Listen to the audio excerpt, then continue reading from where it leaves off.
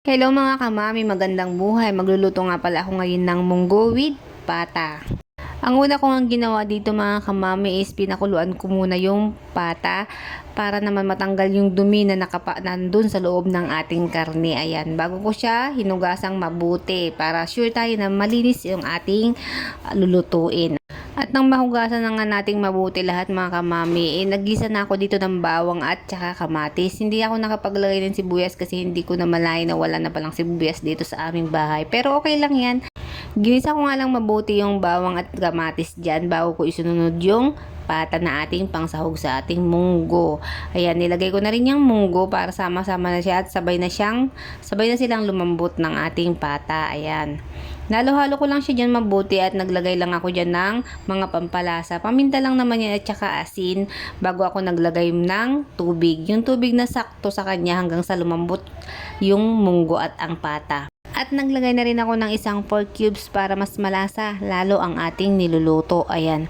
Bago natin siya tinakpan at hihintay na lang natin siyang kumulo at lumambot. Ayan. Ito nga pala yung ampalaya na aking binili na ilalagay natin sa ating munggo. Ayan. Natuwa nga lang ako dyan kasi sobrang lalaki ng dahon niya.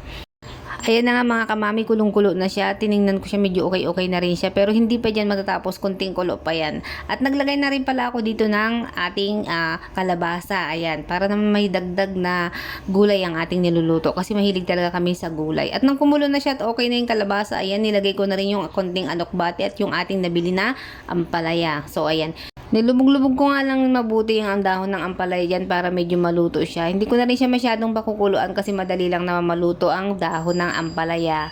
Ayan. Tingnan nyo naman mga kamami, sobrang lalaki ng dahon ng ating ampalaya, no? Kaya natuwa ako dyan, binili ko siya agad. Pero 20 pesos yan, ganyang karami. Pero okay na rin yun kasi kailangan natin yan. Kailangan natin ang gulay. At ayan na nga mga kamami, luto ng ating munggo. Ayan, ready for plating na mga kamami. So excited na akong matikman nito, no? Dalawa kami ni Geraldine kasi gutom na kami ng time na yan. So ayan.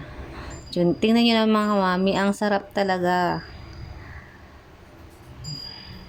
At ayan na nga po, maraming salamat sa panonood mo. Thank you so much. Sana po magsawang manood ng aking video. At syempre, huwag mo na rin skip ang ads. Bye-bye!